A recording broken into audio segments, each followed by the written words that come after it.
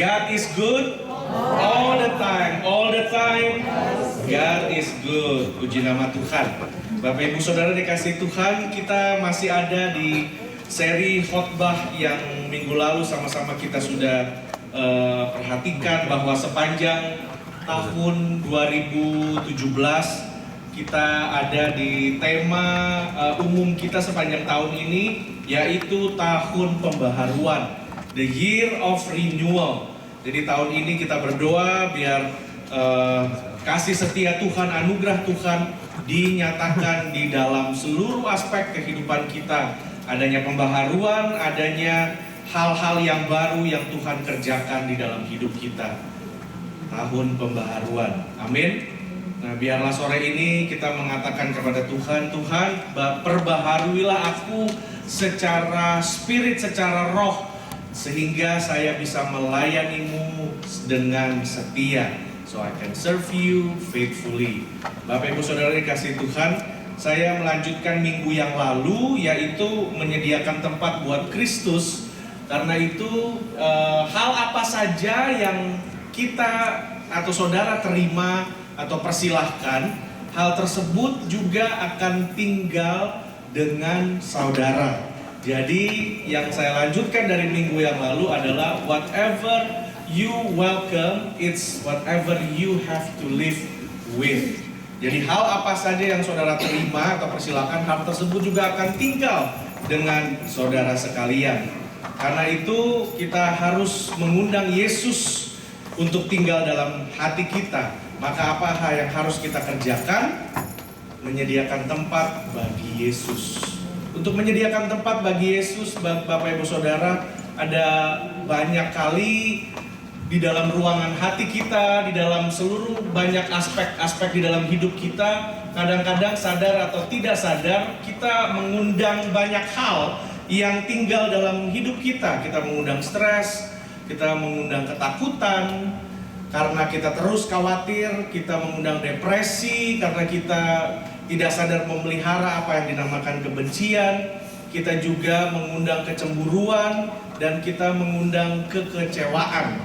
Nah, Bapak Ibu Saudara, minggu yang lalu kita ada di dalam topik, yaitu kita mau mengundang Yesus. Karena itu apa yang harus kita kerjakan? Menyediakan tempat buat Tuhan.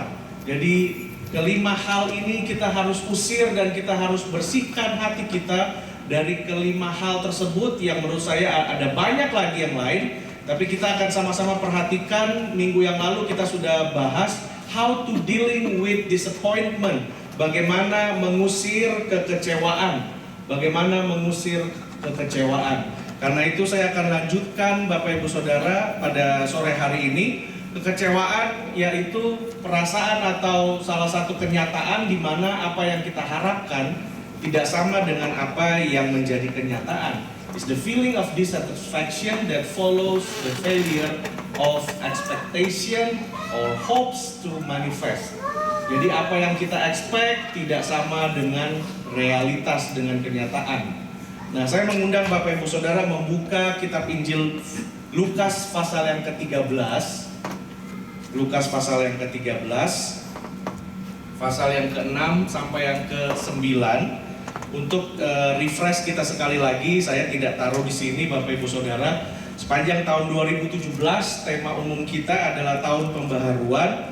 Dan untuk sepanjang tahun 2017 dan tahun-tahun yang akan datang, kita sudah bagi per kuartal. Jadi per 4 bulan. Nah, 4 bulan yang pertama, Januari sampai April nanti, kita ada dalam siri-siri khotbah pengajaran yang sifatnya tematis, yang sifatnya karena tujuan kita mengundang orang yang sudah lama tidak ke gereja, orang yang belum ke gereja, bahkan orang yang sudah ke gereja sekalipun tapi masih belum sungguh-sungguh. Karena itu puncak dan klimaksnya akan ada di April pada saat Paskah nanti. Dari Mei sampai September kita masuk ke Paskal yang selanjutnya lagi, yaitu masa persiapan sebelum masa penuaian dari Januari sampai ke April. Itu masa penuaian yang pertama, masa penuaian besar. Lalu masa persiapan dari Mei sampai Agustus. lalu September sampai Desember masa penuaian yang kedua. Nah, kita bagi demikian per kuartal di dalam gereja kita karena kita mau bahwa setiap hari Minggu kita datang semuanya sudah terstruktur secara benar. Kita tahu kemana kita berjalan, kita tahu goal kita, tujuan kita, semuanya jelas. Karena itu Bapak Ibu Saudara, saya undang kita bangkit berdiri. Kita akan bacakan sekali lagi Lukas pasal yang ke-13 ayat 6 sampai yang ke-9. 1, 2, 3. Lalu Yesus mengatakan perumpamaan ini. Seorang mempunyai pohon ara yang tumbuh di kebun anggurnya, dan ia datang untuk mencari buah pada pohon itu, tetapi ia tidak menemukannya. Lalu ia berkata kepada pengurus kebun anggur itu, "Sudah 3 tahun aku datang mencari buah pada pohon ara ini, dan aku tidak menemukannya. Tebanglah pohon ini, untuk apa ia hidup di tanah ini dengan percuma?" Jawab orang itu, "Tuan, biarkanlah ia tumbuh tahun ini lagi. Aku akan mencangkul tanah sekelilingnya dan memberi pupuk kepadanya. Mungkin tahun depan ia berbuah. Jika tidak, tebanglah dia." Puji nama Tuhan, terima kasih. Silakan duduk Bapak Ibu Saudara dikasih Tuhan.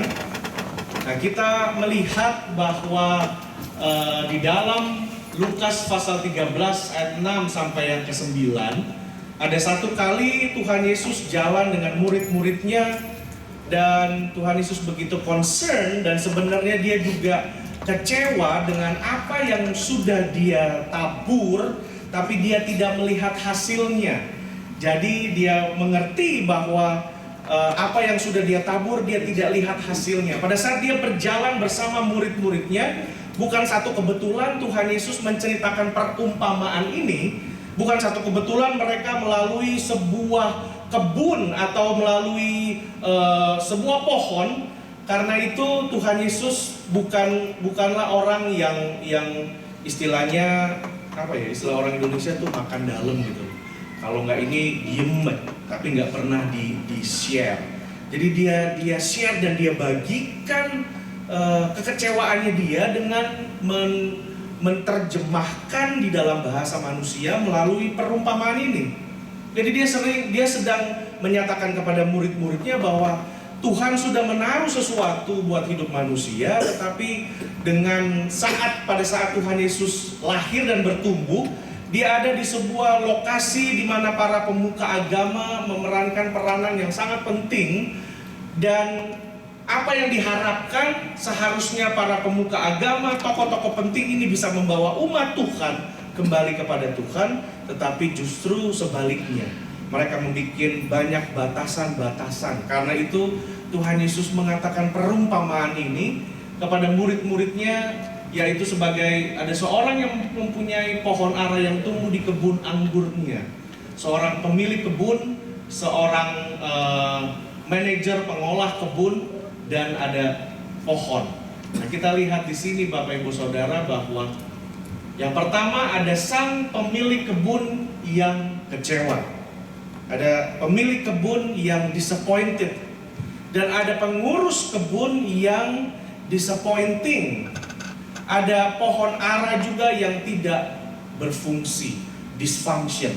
Ada ketiga hal yang ada di dalam Lukas pasal 13 ayat 6 sampai 9 ini. Nah, kita lihat bahwa minggu yang lalu saya udah kasih satu pernyataan statement bahwa what was planted doesn't produce. Apa yang sudah ditanam tidak menghasilkan. Sesungguhnya ini prinsip alamiah Bapak Ibu Saudara. Kita taruh apa aja di tanah seharusnya bisa bertumbuh. Tanah di Indonesia begitu luar biasa subur, tanam apa aja bisa tumbuh. Makanya ada lagunya itu kan, tanah kita apa? Tanah surga ya katanya ya, seperti kolam susu dan lain-lain. Nah, seharusnya ini jadi sesuatu yang secara natural bertumbuh. Apa yang sudah ditanam tidak menghasilkan. Karena itu saya pernah menyatakan dalam care group waktu itu di rumahnya Ibu Irene bahwa dalam hubungan, di dalam rumah tangga, keluarga, relationship sekalipun, kita harus mau bertumbuh, kita harus mau berubah, kita harus mau menjadi lebih baik. atau segala sesuatu harus berhenti. It has to grow or it has to go. Katakan kepada kiri kanannya, harus bertumbuh. Harus bertumbuh. Haleluya.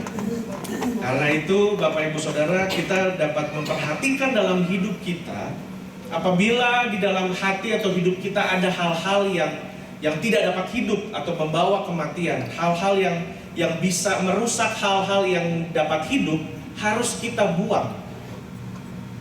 Apabila di dalam hati kita, dalam hidup kita ada hal-hal yang mati atau tidak berfungsi, dan hal tersebut ada terus dalam hidup kita, maka itu akan menghalangi hal-hal yang lain yang baik untuk mempunyai potensi untuk terus hidup dan bertumbuh.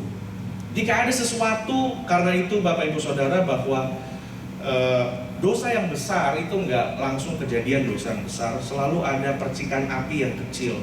Tapi kalau hal-hal yang tidak baik, yang kecil, yang sepertinya tidak dianggap dan sepertinya tidak begitu signifikan, kadang-kadang kita diamkan saja. Nah, saya akan bahas ini nanti lagi. Kita biasanya bahas saja, we swipe under the rug. Kita udahlah diemin aja. Padahal sebenarnya hati-hati dengan hal tersebut, karena itu bisa merusak segala sesuatu yang baik di dalam hidup kita. What was planted doesn't produce. Tuhan tidak pernah mengambil sesuatu yang Dia tidak pernah tanamkan. God never picks what He never plants. Karena itu Dia Tuhan yang adil. Dia tidak pernah mengambil di tempat di mana Dia tidak pernah menanam. Hamba-hamba, perumpamaan hamba yang dikasih 1, 3, dan 5, sampai hamba yang marah-marah bilang, wah ini gimana?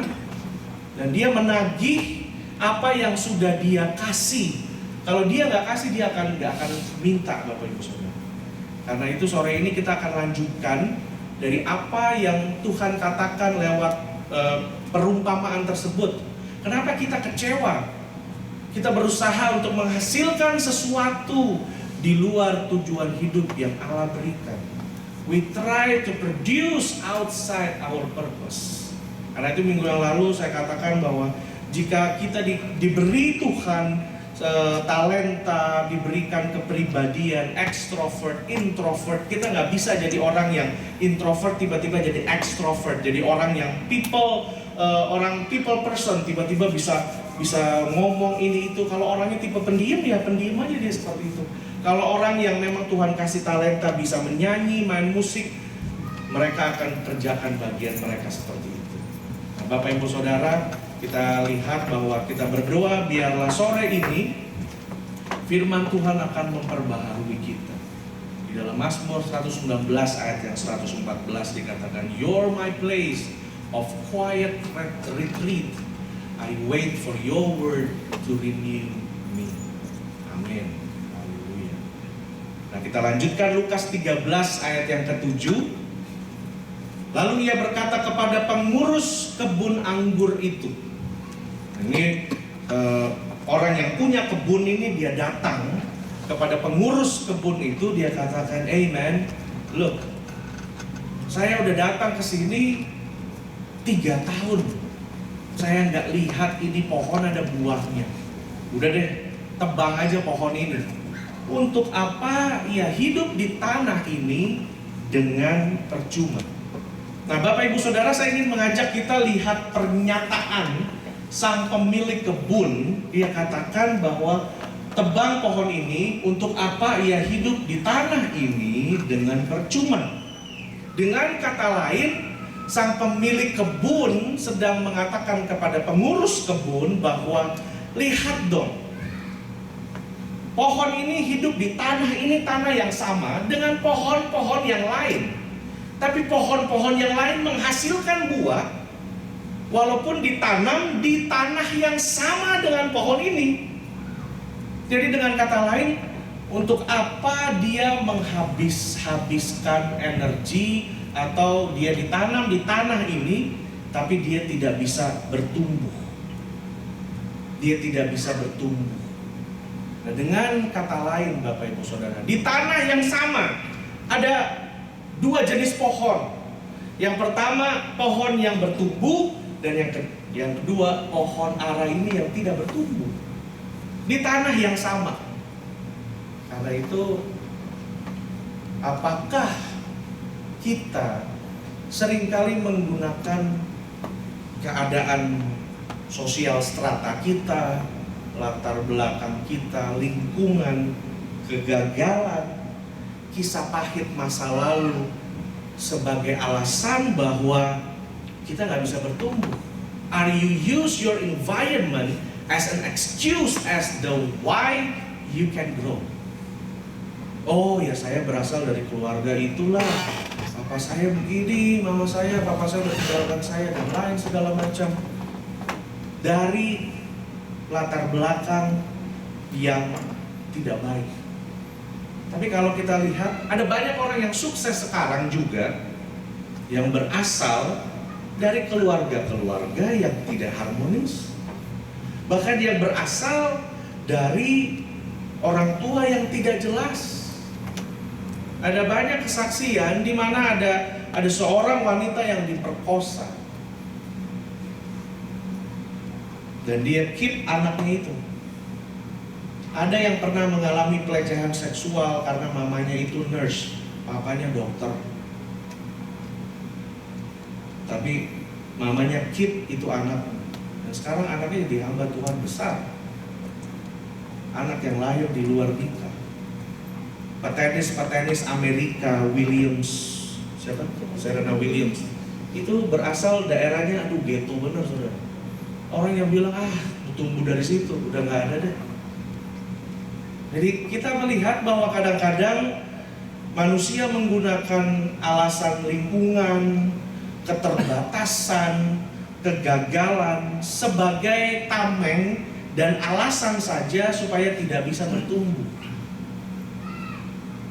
Karena itu ada banyak orang yang lain juga yang sama-sama berasal dari daerah itu atau berasal juga dari keluarga yang tidak harmonis namun berhasil.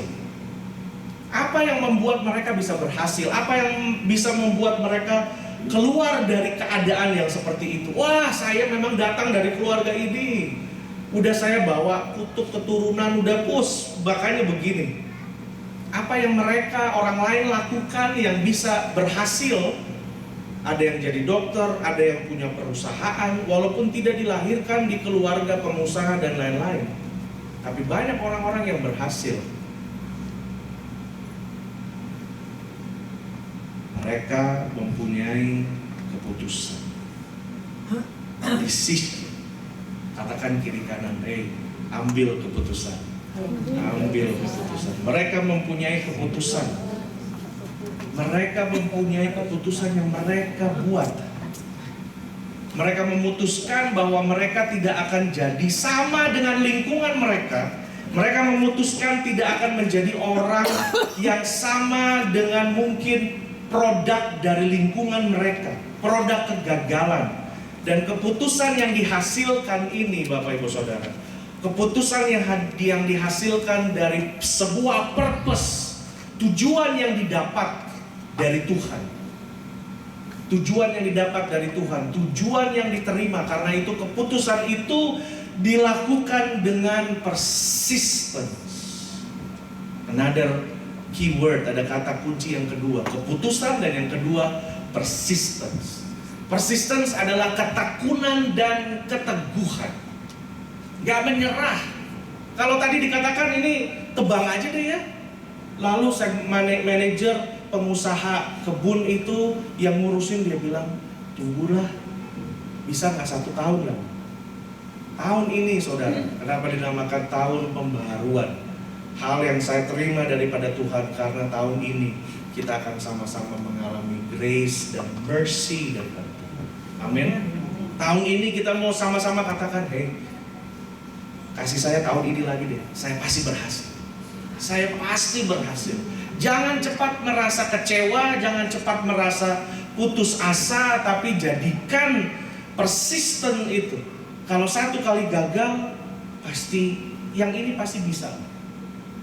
Kalau orang-orang yang tidak memiliki persistence, kita mungkin nggak bisa punya listrik.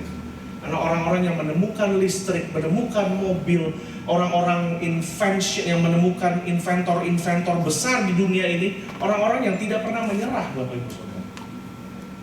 Dan sore ini kita diingatkan oleh Tuhan bahwa kita jangan pernah berserah. Nah, saya ingin membagikan sesuatu cerita yang sehari-hari tentang kebenaran firman Tuhan ini. Keputusan dari sebuah tujuan. Ada sebuah video yang akan kita lihat dalam waktu singkat ini. Ada video itu ya.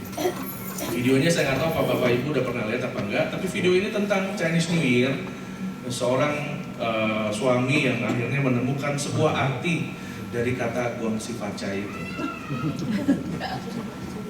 Sudah di desktop, di atas desktop. Nanti lampunya bisa dipakai.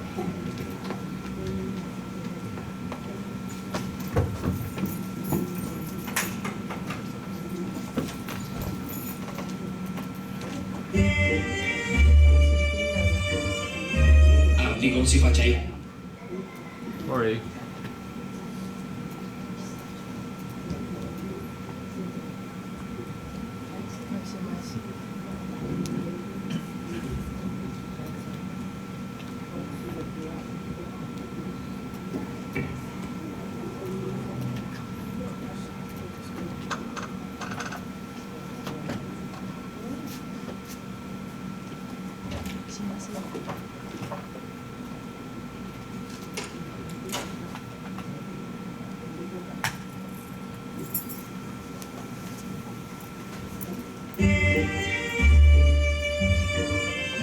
Arti Gong Si Fa Cai itu ya udah pasti tentang menjadi sukses dan kaya.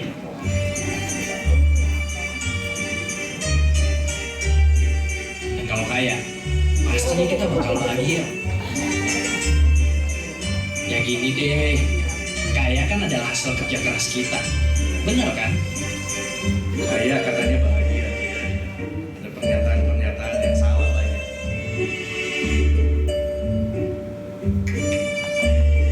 Sebenarnya iklan susu dulu iklan. Saya pikir gitu. Ternyata saya udah dibutakan sama kesuksesan yang ngejauhin orang-orang yang benar-benar berarti buat saya.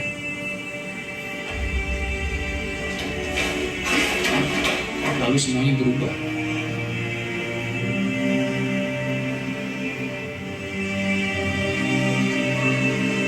Saya kehilangan semua hasil kerja keras saya.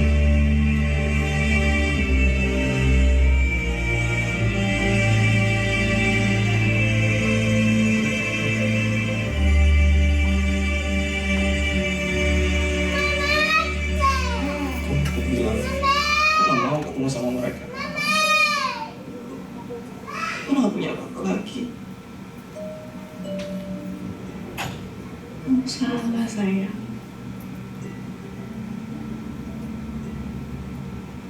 Kamu punya aku. Punya keluarga kamu.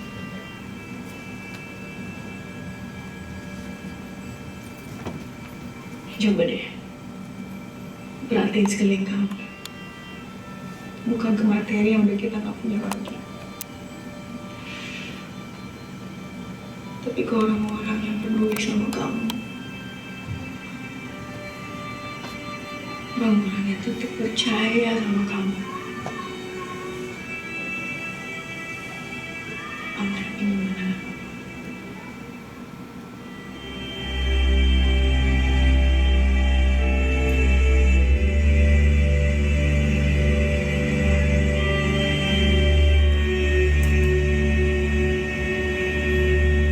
Selama ini, ternyata istri saya benar. Saya nggak kehilangan semuanya. Buktinya, saya selalu punya mereka. Keluarga yang selalu mendukung saya.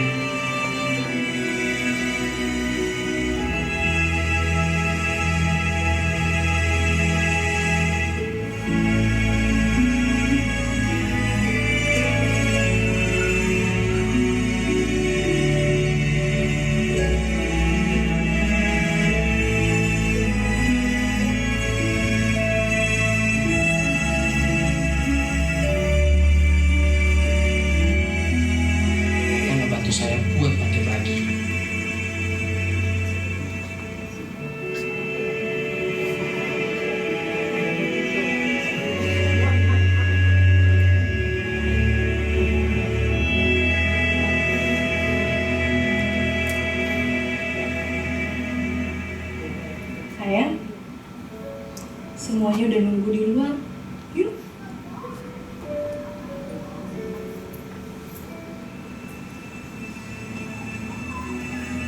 Saya akhirnya mengerti arti sebenarnya dari fungsi pacaran, bahwa kebersamaan keluarga adalah kekayaan yang sesungguhnya. Dan karena itu, saya sangat beruntung memiliki dia.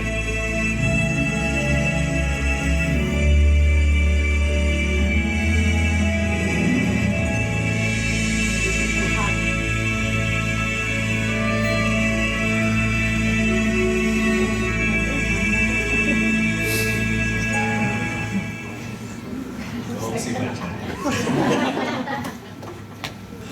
Nah, saudara, kita lihat bagaimana orang yang menganggap kekayaan, sukses itu satu kebahagiaan. Namun akhirnya dia menemukan bahwa keluarga yang sejati, mau sampai apapun, orang-orang yang berdiri di belakang kita yang selalu mendukung kita. No matter what, orang lain bisa kecewa, tinggalkan kita. Bahkan pasangan hidup kita pun bisa tinggalkan kita, tapi keluarga itu selalu ada buat kita. Amin. Keluarga selalu ada buat kita. Kita lihat bagaimana tadi sang suami berusaha persistence dan kembali karena dukungan dan keluarga yang dia masih miliki. Dia menemukan satu arti baru bahwa keluarga dan keutuhan adalah berkat yang tidak bisa dinilai oleh uang. Nah, saya kembali ke sini lagi Bapak Ibu Saudara, bahwa apa yang sudah Tuhan tanamkan di dalam hidup kita itu selalu mempunyai purpose. Every blessing come with a purpose. Setiap berkat yang Tuhan berikan selalu ada tujuannya. Kenapa Tuhan kasih sebuah itu buat kita? Oh, bisa dikeluarin lagi kali ini.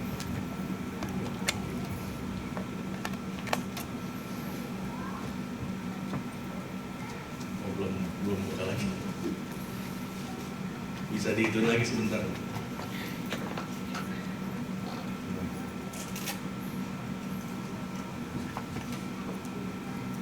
Itunya bisa dibuka lagi kan? Oh, oke. Nah, saya lanjutkan lagi Bapak Ibu Saudara. Ayat yang ke-8, pengusaha kebun ini dia bilang, Tuhan, biarkanlah dia tumbuh tahun ini lagi. Aku akan mencangkul tanah sekelilingnya dan memberi pupuk kepadanya. Bapak Ibu Saudara, kita harus mempunyai mentalitas bahwa selama masih ada nafas hidup, kita tidak boleh menyerah, tidak boleh cepat kecewa. Karena itu di dalam firman, di dalam ayat ini dikatakan, biarkanlah dia tumbuh tahun ini lagi. Nah, kadang-kadang kata biarkanlah ini ada orang yang bilang, udah deh, tahun ini saya usaha lagi. Yang kemarin, yang lalu sudah berlalu, yang baru akan datang. Namun kadang-kadang Bapak Ibu Saudara, ada satu hal yang bisa bersembunyi di dalam pernyataan tersebut. Kadang-kadang kita membiarkan sesuatu karena tidak ada sesuatu yang baik yang akan tumbuh jika kita tidak memberikan perhatian kepada hal tersebut. Kalau saudara bercocok tanam, suka gardening, itu tahu. Kalau nggak bikin itu seminggu, 2 minggu, banyak, ilalangnya banyak. Karena itu tidak ada sesuatu yang baik yang akan tumbuh jika kita tidak memberikan perhatian. Orang-orang muda juga, wah menikah, wah I love you, dan cuma dengan atas dasar kekuatan cinta, tapi nggak mengerti bahwa itu harus dipelihara. Karena itu tidak ada sesuatu yang baik yang akan lasting long, yang akan terus bertumbuh tanpa diberikan perhatian, tanpa kita mengerjakannya. Nah, karena itu ada di dalam ayat tersebut ada 2 hal yang dilakukan oleh manajer kebun anggur tersebut. Nah, kata dibiarkannya ini kadang-kadang kita dalam hidup kita ada banyak hal yang kita bisa diamkan. Kita bisa udah deh gitu. Kita bisa acuhkan saja dengan mendiamkan kekecewaan tanpa mengurus dan tanpa deal dengan rasa kekecewaan ini, maka nggak akan selesai Bapak Ibu Saudara. Dua hal yang dilakukan oleh pengurus kebun. Dia mencangkul tanah di sekeliling pohon itu dan dia memberi pupuk. Katakan bersama-sama, mencangkul tanah, memberi pupuk. Nah, di sini dilihat Bapak Ibu Saudara bahwa di dalam hidup kita semua, the problems appears at the level of the leaves, but the problem was caused at the level of the roots. Semua yang kita lihat saat-saat ini itu kelihatan di daunnya. Pohon itu yang tidak menghasilkan buah, kelihatan daunnya nggak ada buahnya. Padahal masalahnya tuh bukan di daunnya, bukan disemprot daunnya atau di apa, tapi masalahnya ada di akar. Where it shows is not usually where it grows. Nah, ada banyak kali dengan ini Bapak Ibu Saudara, saya ingin memperhatikan bahwa ada banyak orang yang mempunyai sikap, tindakan, kata-kata yang kasar. Dan sebenarnya masalahnya bukan dia nggak tahu bagaimana cara untuk mengendalikan mulutnya dan hatinya dan mulutnya, tapi sebenarnya masalahnya ada di dalam hatinya itu. The problems appear at the level of leaves, tapi sebenarnya akarnya, sumber masalahnya itu ada di dalam. Sumber masalahnya itu ada di dalam. Banyak kita juga yang bergumul dengan rasa kecewa kita, hanya di level atas, tapi gak pernah masuk ke level bawah. Kadang-kadang kita bilang, udah deh gak usah dibilangin, supaya ada damai aja di antara kita, gak ada repot-repot apa-apa, lu diem aja deh. Kita diemin aja, gak pernah kita bicarakan, ini masalahnya di mana ya? Gak pernah dibicarakan. Contoh, dalam hubungan suami istri atau hubungan di dalam keluarga, kadang-kadang gampang kita untuk nyalahin, kamu sih begini, istri dan lain-lain segala macam. Padahal kalau mau dilihat, sebenarnya masalahnya ada di kita. Tapi banyak kali karena di luar seperti itu kita bisa kasih salah situasi dan orang lain. Padahal sebenarnya ada di kita juga. Ada bilang juga, kita cari pekerjaan yang lain deh. Ini bosnya nih, bagaimana kita bisa kerja kalau bosnya kayak begini? Bosnya galak dan lain-lain, pindah kerja. Karena kita selalu mempermasalahkannya, bosnya kayak begitu, udahlah, mana bisa kayak gitu-gitu. Tanpa terasa dalam 3 tahun, udah 13 pekerjaan kita cuma mau cari bos yang enak. Padahal masalahnya sebenarnya kita aja bisa nyesuaiin nggak kerja di situ. Kalau udah banyak kali, udahlah, gerejanya nggak begitu sih, begini. Kemarin juga sama aja, gerejanya begitu, pendetanya juga sama. Jadi kalau kita mau lihat masalahnya di sana, apa di sini? Nah, itu. The problems appears at the level of the leaf. Selalu kelihatan di atas ini, padahal sebenarnya di bawah. Ada orang yang begitu ini, padahal dulu pernah mengalami kepahitan dan kekecewaan yang dia nggak pernah selesaiin, makan di dalam. Karena itu nggak bisa percaya orang, nggak bisa appreciate sesuatu yang baik, karena yang sudah belasan puluhan tahun nggak pernah diselesaiin sama Tuhan, nggak pernah bilang Tuhan nih cabut nih, ini nggak bener. Makanya kacamata saya kalau ngeliat orang semua, jadi kemana-mana bawaannya judes, jutek dan lain-lain. Padahal masalahnya di sini. Orang Jakarta bilang sakitnya di sini. Ini yang harus diperbaiki. Kalau kita lihat juga bahwa banyak kita yang sebel atau kita dengan pasangan kita, padahal masalahnya juga ada di kita juga. Kadang kita juga komplain tentang anak-anak kita dan lain-lain. Padahal ingat, sebagai orang tua yang set the standard dan jadi contoh adalah ya kita. Kalau mereka somehow nggak bisa respect dan lain-lain, mundur ke belakang, mungkin ada awal yang dari kita juga.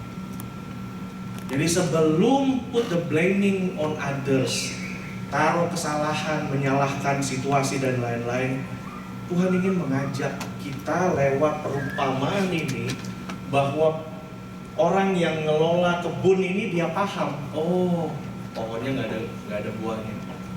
Bos, sabar ya bos. 1 tahun ini deh. Nanti bos, saya akan gali di tanah ini. Saya akan kasih pupuk. Artinya untuk segala sesuatu dalam hidup tahun 2017 tahun pembaharuan. Saudara pikir kembali, ingat bahwa di dalam hati inilah semua berasal. Tuhan mungkin pernah dulu puluhan tahun yang lalu ada yang belum diselesaikan, harus diselesaikan. Ada sesuatu yang belum benar di hadapan Tuhan. Katakan bersama saya, tahun ini saya mau repot sedikit. Saya mau capek sedikit. Saya mau kotor sedikit. Karena saya akan bergumul di level yang paling bawah. Untuk tanya. Untuk pertama-tama di dalam keluarga pun, rumah tangga, saya selalu, wah ini gak cocok. Lama-lama saya pikir, hey, kalau saya mau expect orang untuk seperti itu, saya harus mulai dari diri saya sendiri. Kalau orang dunia aja nih, kayak Michael Jackson untuk bilang, if you want to change the world, start with the man in the mirror. Makanya ada lagunya, man in the mirror, maksudnya gitu. Ubah dari dirimu sendiri. Tapi itu aja orang dunia, apalagi kita nih yang lebih, yang tahu, yang punya purpose daripada Tuhan. Nah, berhenti kita mengeluh, berhenti kita komplain, bahkan menyalahkan orang lain, tapi start untuk bilang, mulai untuk mengatakan, Tuhan, ini saya memang banyak kegagalan, tapi saya tidak mau menyerah, karena Tuhan pun tidak menyerah dengan kita. Amin.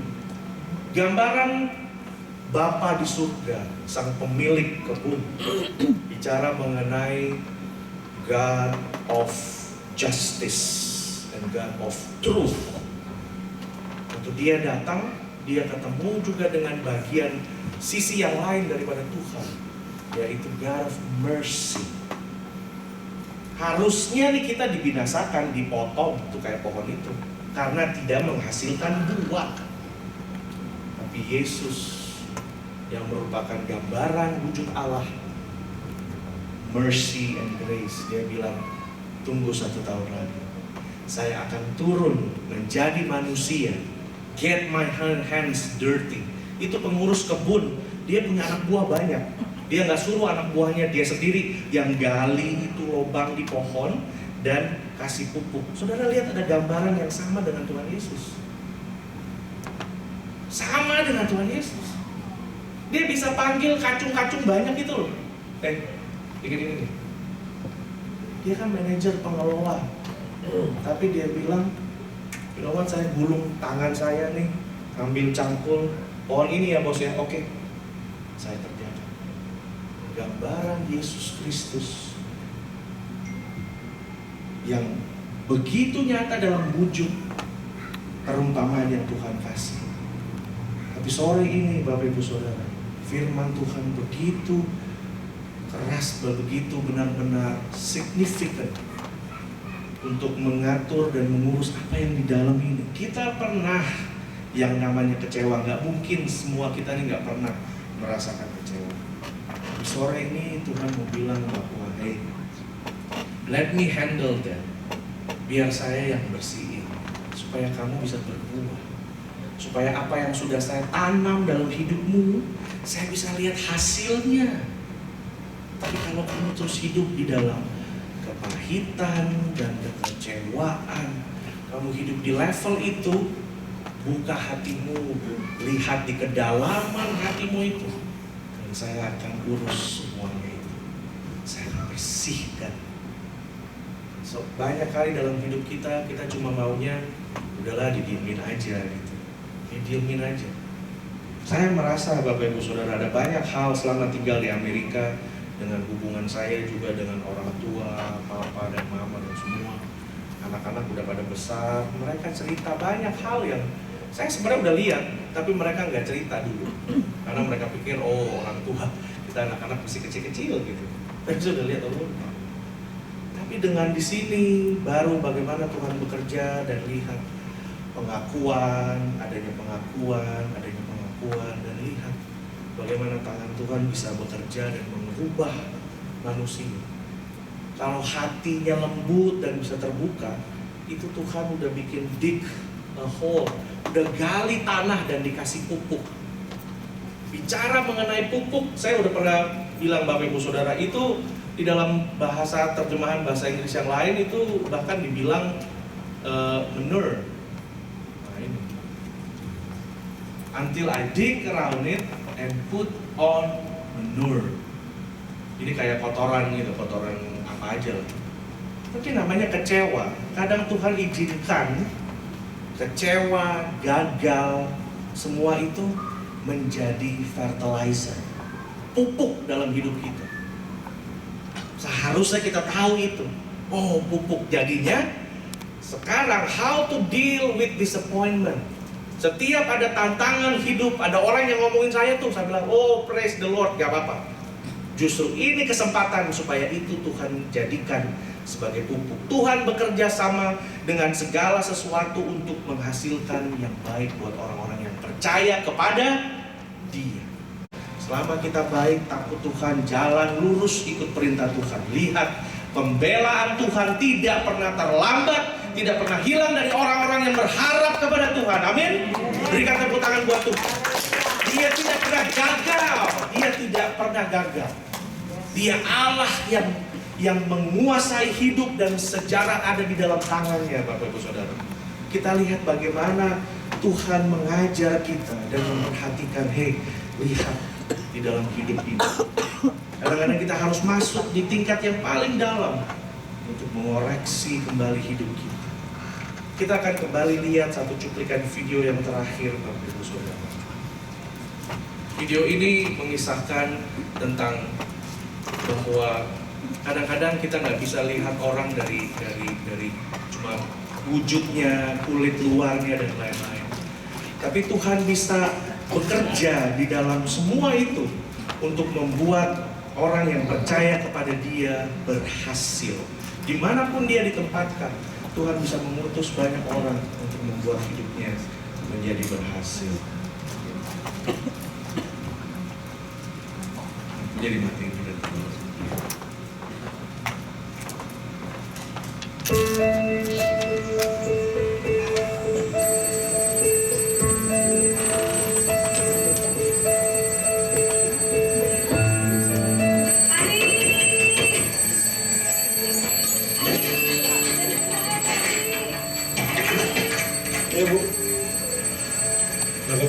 Sare wae. Jam seberapa ya? Disiplin atuh.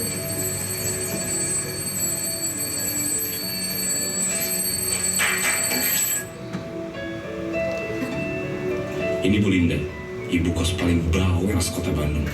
Baterai di mulutnya seperti nggak pernah habis buat ngomel. Mangga. Ini sepupunya Nano. Mirip juga. Ingat semesteran. Ulah bobogohan wae. Bukan bukan. Pacaran terus.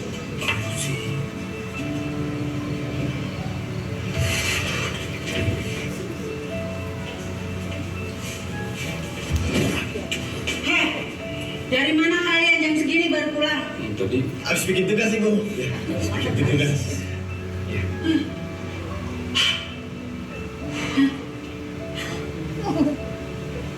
Bukan mau alkohol kan Bu? Sudah berapa hari ya sikat gigi? sikat baru lagi makanya kesalahan.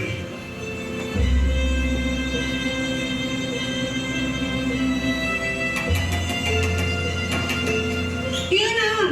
Suntikan Bu. Suntikan karena naon, ha? Jangan macam-macam. Sekali kamu pakai beginian, hancur masa depan. Buat nyaput cat Bu biar nggak berantakan.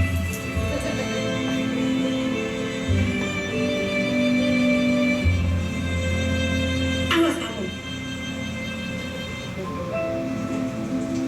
Paling bawel, tapi juga paling baik.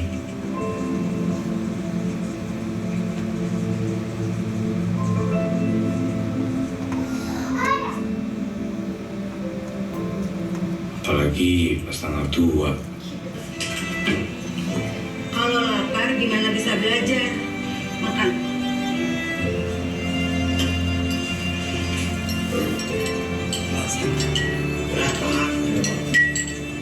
Nih, minum. Ketika kami sakit,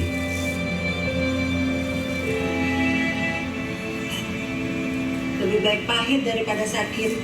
Gak bisa kuliah, sayang duitnya. Habisin tuh.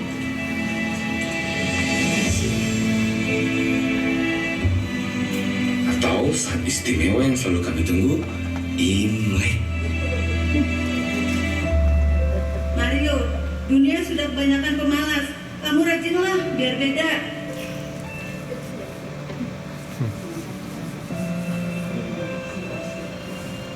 Ari, jangan kecewakan cita-cita yang sudah kamu pilih sendiri.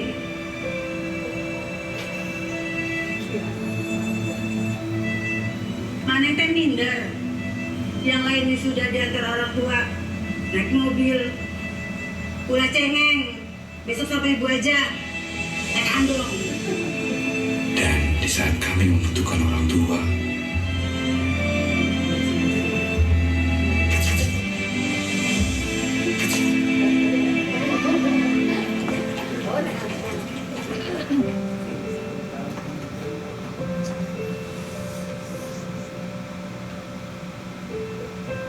sejak kami berpencar pun, Bu Linda tetap menganggap kami anak-anaknya.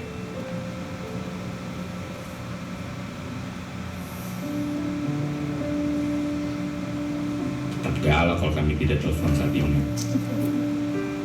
Dan Imlek tahun ini, kami memang tidak akan telepon.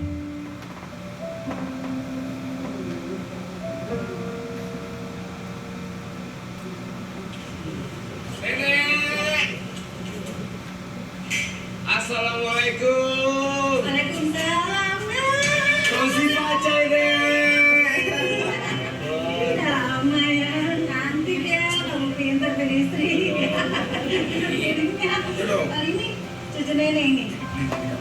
Nenek? Iya, nenek kamu ada 3. Yang 1, kuku. Nenek bisa kuku nggak? Oh, bisa. Belajar kuku. Masih pacar deh.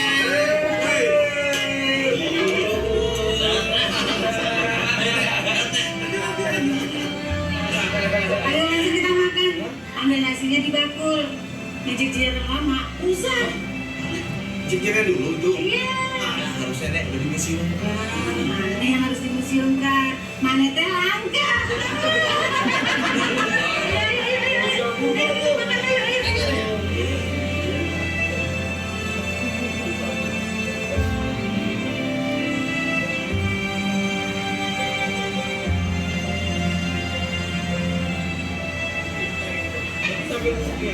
Udah, kalian pindah.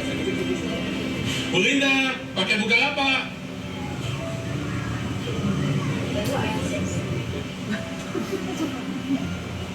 Dua-duanya magic jar, Bu. Banyak amat. Iya, anak saya 2. Pasti mereka yang beliin.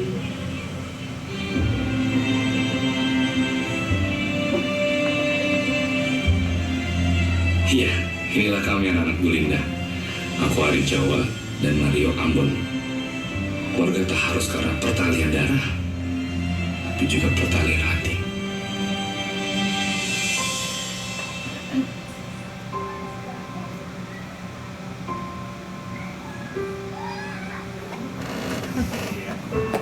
Tepuk tangan dulu Bapak Saudara. Keluarga ya, nggak harus pertalian hati, pertalian darah, tapi pertalian hati. Bapak Ibu yang dikasih Tuhan, sore ini kita diingatkan Tuhan bagaimana sang pemilik kebun dan pengelola kebun. Pohon yang seharusnya dikaret daun, tapi oleh sang pengelola kebun dikatakan tunggu 1 tahun lagi. Nanti tahun depan kalau Bapak datang, Bapak sudah lihat buahnya. Nah, dengan video-video yang sudah kita lihat mengajak kita untuk bersama-sama melihat ke dalam hati dan hidup kita. Karena hanya Tuhan dan kita yang tahu bahwa apa yang sebenarnya dalam hidup kita yang harus diselesaikan. Waktu hidup kita tidak lama lagi, Bapak Ibu Saudara. Waktu perjalanan sejarah dunia ini juga tidak akan lama lagi.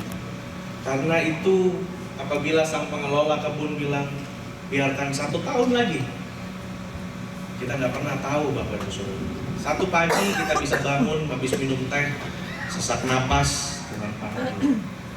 Kita tidak pernah tahu, tapi sore ini sungguh suara Tuhan jelas sekali untuk mengingatkan kita, mari kita masuk lebih dalam. Ada banyak hal yang mungkin selama ini kita diamkan, kita biarkan. Kita nggak ingin orang lain tahu mungkin. Kita nggak ingin membuat kerepotan. Aduh, capek lah bicara lagi, mesti ini lagi, aduh. Tapi justru itu yang Tuhan Yesus lakukan buat kita semua. Dia sebenarnya nggak harus gali itu tanah, kasih pupuk. Dia yang tidak pernah menyerah, dan kita juga jangan pernah menyerah. Sore ini Tuhan Yesus ingin katakan kepada kita, selama Dia yang pegang kendali kehidupan, baiklah kita membuka hati kita dan menyerahkannya kepada Tuhan. Karena Dia akan melakukan sesuatu yang sungguh indah. Kalau manusia biasa pun bisa memelihara anak angkat dan lain-lain, apalagi Bapa kita di surga, Bapak Ibu Saudara. Tidak ada satu helai rambut pun yang jatuh tanpa seizin Tuhan. Tuhan melihat hidupmu, setiap air matamu, pergumulanmu, keluh kesahmu yang tidak terkatakan sekalipun Dia tahu. Setiap malam Dia duduk di pinggir tempat tidurmu itu, Dia tunggu engkau untuk mengatakan, datang kepadaku anakku, aku ingin memulihkan hidupmu. Tapi engkau harus tahu bahwa yang di dalam itu yang harus dibenarkan, yang harus dibersihkan. Sore ini Bapak Ibu Saudara, apapun pergumulan Bapak Ibu Saudara, kekecewaan dengan keluarga, pekerjaan, situasi kehidupan dan lain segala macam, semua Tuhan gunakan sebagai pupuk. Karena itu jangan cepat-cepat langsung kecewa, jangan cepat-cepat langsung marah, komplain ke Tuhan atau komplain ke lingkungan, situasi dan lain-lain. Tapi ingat, sore ini Tuhan ingatkan bahwa semua kesukaran hidup kita, tantangan, pergumulan adalah pupuk, obat yang manjur yang Tuhan sedang berikan supaya mendewasakan kita, mengeluarkan sesuatu yang baik dari hidup kita, dengan menarik hal-hal yang membawa kematian, membawa hal-hal yang gak bisa hidup. Seperti tadi saya katakan, hal-hal yang tidak bisa hidup, yang tidak kita keluarkan, akan menggerogoti hal-hal yang baik.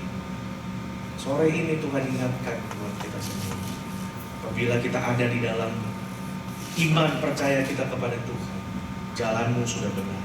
Sore ini Tuhan akan inginkan, Dia meminta engkau mengangkat tanganmu dan menyerahkan hatimu kepada Dia.